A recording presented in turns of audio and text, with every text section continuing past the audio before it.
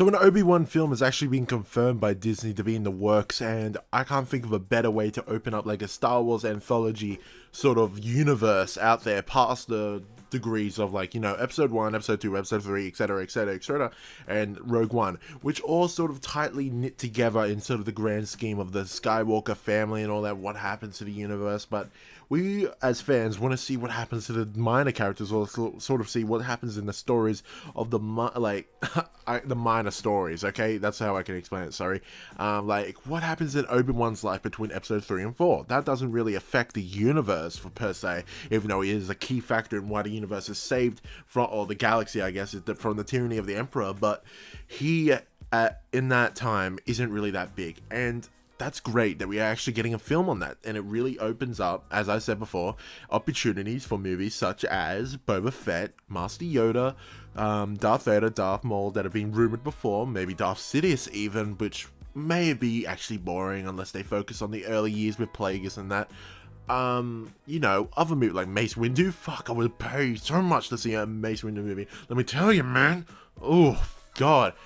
Anyway, yeah, it's just a great idea. I'm glad they're listening to the fans. Much like with Star Wars Battlefront 2, they're listening to the fans. They're doing everything they can to make it sort of appeal to the fans so they can get more money and, you know, make the best content they can. And, in terms of what I'm saying right now, it would be insane, even though we don't know what the casting is, not to cast Ewan McGregor as, Iron Man, Obi-Wan Kenobi, because, you know, fans love him. Fans idolize him as the younger version of Alec Guinness's Ben Kenobi character, and to betray that portrayed image, of the character would be insane.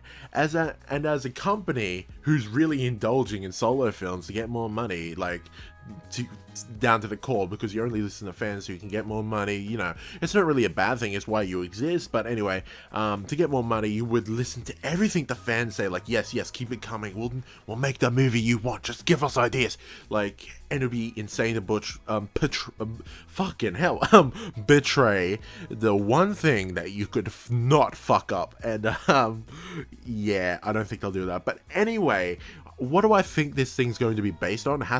It absolutely has to be based on the Marvel comics that was set in between episode 3 and episode 4, where Obi-Wan is wandering the desert, getting used to the climate, getting used to the harsh conditions of the desert. Unlike people such as Owen Lars and Aunt Beru, you know them, they've sort of lived around it their whole life. They know how to handle themselves, they're accustomed to it, they can get from place to place. But Obi-Wan, he's like a guy that's lived on Coruscant, or he's like traveled the universe, and he's really been on all these different planets, but with harsh conditions, but not for that long. And most of his time's been spent on Coruscant, if I'm not wrong, at the Jedi Temple, and that's really like a regular city, like New York, Sydney, anywhere you want to go. So the desert is a whole new frontier for him. And to see him sort of go through this life where he has to deal with sand people, bounty hunters that get set on him in the comics by Jabba the Hutt, spoilers by the way, after he intrudes on affairs, including with dealings, including with protection of those who Jabba the Hutt would rather see enslaved or sort of fearful, and etc, etc, etc. Even there's this one badass panel or sort of page where Obi-Wan strikes a deal with these Jawas, which is amazing, by the way. I hope we see this face, because it's such a beautiful face of art, and I hope Ewan McGregor pulls the same face, and with that hand, that beard, saying like, hey, Jawas, you give me these parts and I'll protect you, or I'll protect you and you give me these parts. We'll be sweet, we'll be solid, I'll protect you, okay? From the sand people that are going to kick your ass and steal your money and possibly kill you. And they agree, like, oh yeah, let's do this, let's do that. And Obi-Wan, being the undercover man he is, not wanting to reveal that he's a Jedi, goes in there with limited force abilities because he doesn't want to reveal, like, oh shit, I'm superhuman or some shit. But he goes in with a metal pole, and starts beating the shit out of a whole clan of sand people until dusk. And that is amazing. I hope we see that. But anyway, to see a movie based on these events, sort of like taking place between episode 3 and 4, Revenge of the Sith and New Hope, would be amazing. We get to see what sort of builds up to become the sort of old man that is Alec Guinness's Ben Kenobi from the season general that is Ewan McGregor's Obi-Wan, Revenge of the Sith, that fought against an amateur Darth Vader, I would say. And yeah, there's not much else I can say.